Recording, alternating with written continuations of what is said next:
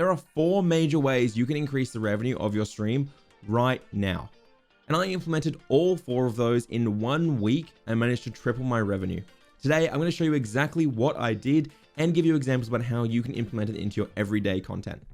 Let's go.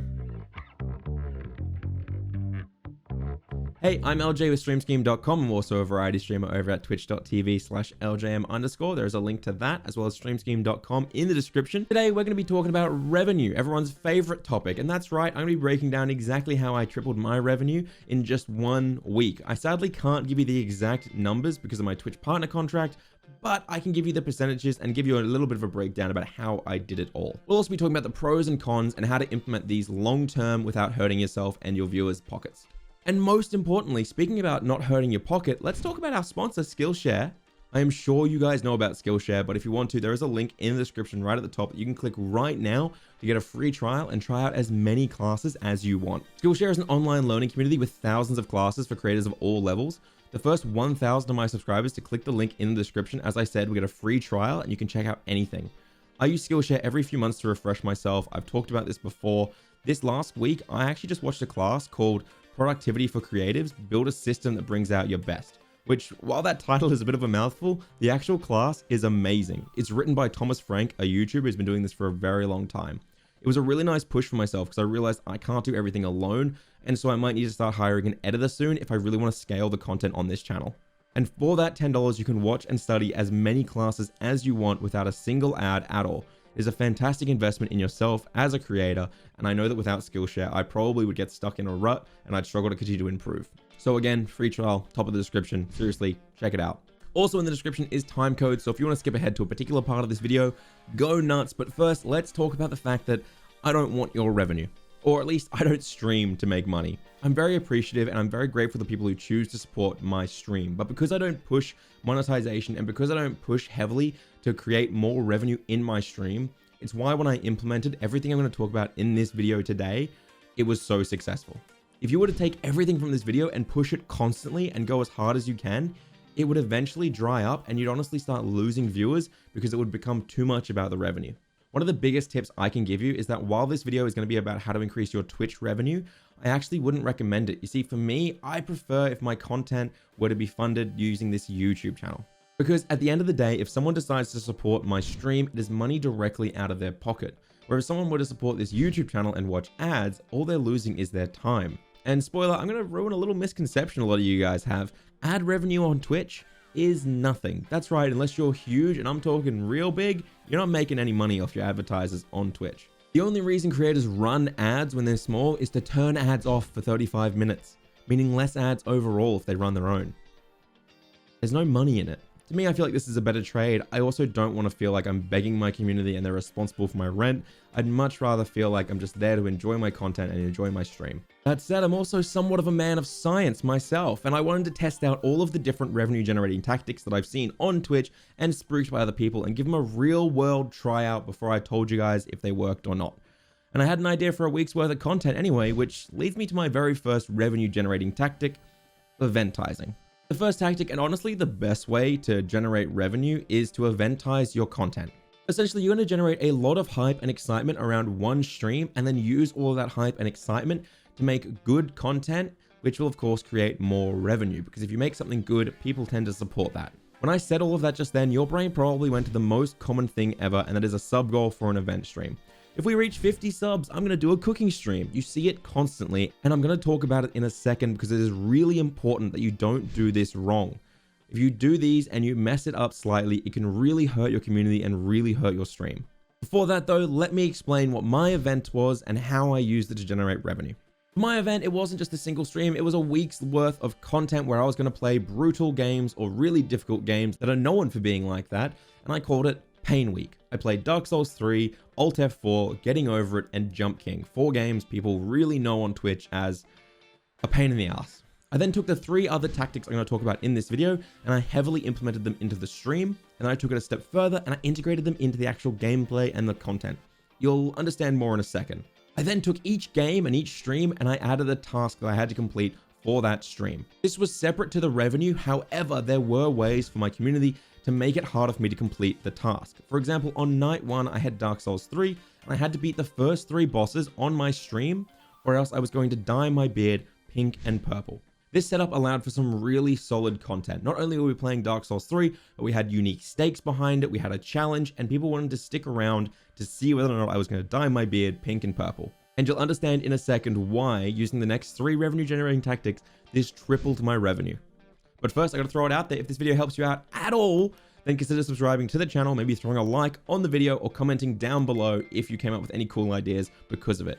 Also, if you want to meet other creators who are trying to grow, maybe who are dealing with similar problems to you, or just generally have a chat and post some memes, then feel free to join the Stream Scheme Discord. It is linked in the description down below. It's also where we host all our free overlays, and there are more of those coming out soon, so if you want to be the first one to download them and get using them, then join the Discord. Okay, so the first of the 3 revenue generating tactics that I used during the event is goal setting. And now you've probably seen these a lot. It's the idea of telling your viewers or putting it in your overlay that you're trying to reach a certain goal, whether it be for subs, bits, followers, or heck, just random donations. Personally, I put goals into 2 different forms. The first is passive goals, and these are quite simply put, you say something like 0 or 5 sub goal, and there's no really reward for it. You're just trying to passively tell people, hey, I'm trying to grow, I'm trying to get more subs, it's there. These tend to be much less effective than what I call active goals. Active goals are the idea of saying, hey, if we reach X number of subs, then I will do Y task or event that you guys really want to see happen. It makes sense why one is better than the other. For example, one, you're just saying, hey, if you guys want to support me, then support me. Whereas the other, you're saying, hey, if you guys choose to support me, then you're going to get some great content out of this, or I'm going to look like an idiot on stream for you. For my event week, I set a few active goals depending on the game and depending on the night. But the most common one was I said that if I reached 25 subs, then I would reset my game progress on the night. This played heavily into the event task that I talked about earlier. It's quite hard to beat all 3 of the bosses and save myself from dyeing my beard pink and purple. If someone donates 25 subs, I have to reset. They're essentially setting it up so that I'm pretty much screwed and I have to dye my beard. I've mentioned before that in everyday streaming, I'm not a huge fan of setting active goals that aren't delivered on the spot.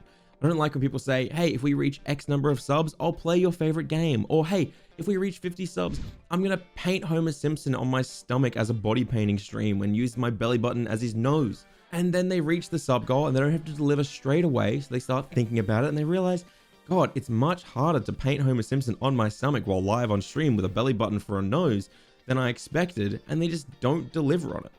Honestly, sometimes they don't even deliver on just playing a game like they said they would. And this breaks down trust. Why would I give someone another 50 subs if they aren't even going to deliver on the thing they promised me?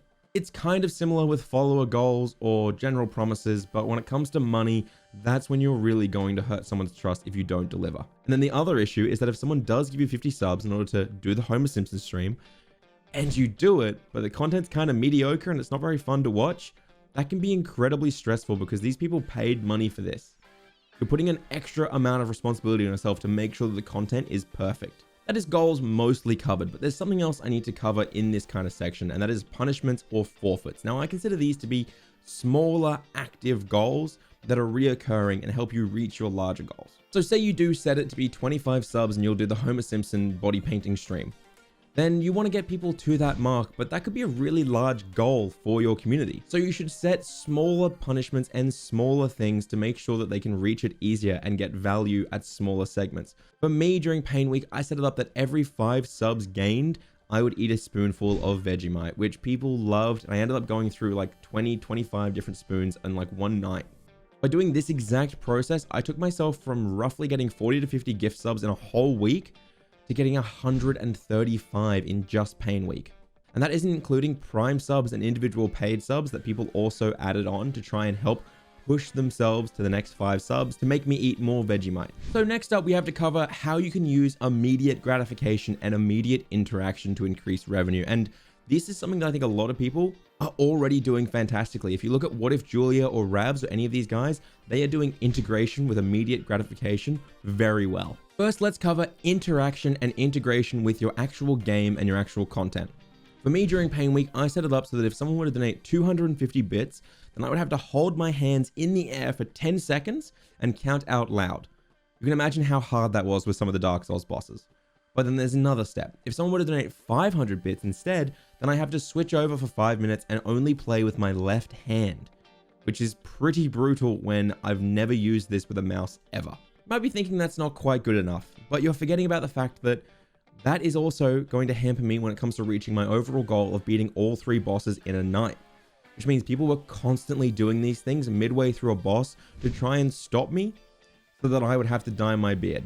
I really wish I could give you the specific amounts for how much I earned doing this. However, again, with my partner contract, I can't show you. So instead, I'll just let you know that if my average was X amount, then I managed to triple it using this system. The reason was because they add amazing interaction. They're entertaining, they're fun, and people feel like they're really a part of the content and they're a part of what's going on. The thing is, this is just me committing myself to the rules. I have to do these things when it happens. But there are actually ways you can force the game to interact. It's called crowd control, and they're very common. In fact, Dark Souls has them, Skyrim has them, so many games have them. Even just Twitch extensions can be used to set it up. There are other ways to do this as well. For example, if someone donates bits to a creator like Nutty, then they can trigger special overlays like big head mode or give him a high-pitched voice or any other thing. It's just fun, it's entertaining, and it's interactive for the audience. However, there is a very simple way that a lot of creators are using this system that is causing them to have a lot of revenue generated that I think a lot of you guys could maximize really well.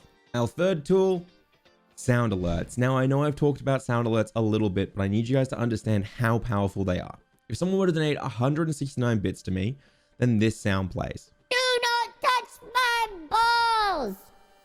Ah. This is a meme from my community, and setting this up was incredibly easy to do. And also, because I set it up inside Streamlabs, or for you, if you're using OBS, you can set it up inside Stream Elements, then I get all of the bits rather than losing 20% of it to a sound alert extension. If you're doubting how effective these are, I'd say it's probably because you haven't seen them being used in a way that the community can really get behind. You need to really tailor them to your community and to engage them, and don't just use generic sound alerts. In everyday streaming, the way I used this was when I used to play horror games, I would take sound effects directly out of the game and install them into my Streamlabs system so that someone donated bits, they could play an actual jump scare from the game in my ears and freak me out.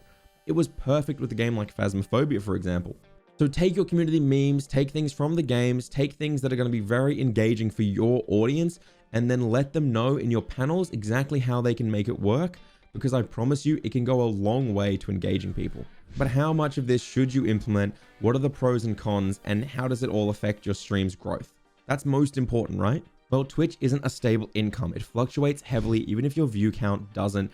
And at the end of the day, it does come directly out of your viewer's pocket, as I said, which, to be frank, is a bit shit. If you want to do this full time, then honestly, you're going to need to diversify into YouTube or sponsored content, because that's the only way to take it away from being your viewer's responsibility to support you. But because this video is about Twitch revenue and you do choose to implement everything from this, what are the pros? Well, if you do it right, it can be a lot of fun to do with your community in small bursts. If you overuse it, it becomes a bit boring and a bit lame. But if you do it right, honestly, it's a great way to make content that allows people to feel engaged. The cons, though, is that it does add stress and responsibility. The moment someone starts giving you money, they are entitled to the service you're promising them. You're setting an expectation and you have to deliver, or else you're going to lose trust from your viewers and your community. And the extra con is that even if you do everything right and you deliver on all the content, you're still going to get people who send you angry DMs in your Twitter telling you that, well, you're just in it for the money and you're a bit of a piece of shit. But I hope you're able to take some of this video and implement it into your own stream, eventize, use sound alerts, create sub goals that are active, not passive. And I'll see you guys next week for another video. Don't forget about the Skillshare sponsorship in the description. If you want to support me, guys, please go and support them, because it shows that you guys are actually clicking the link. Bye.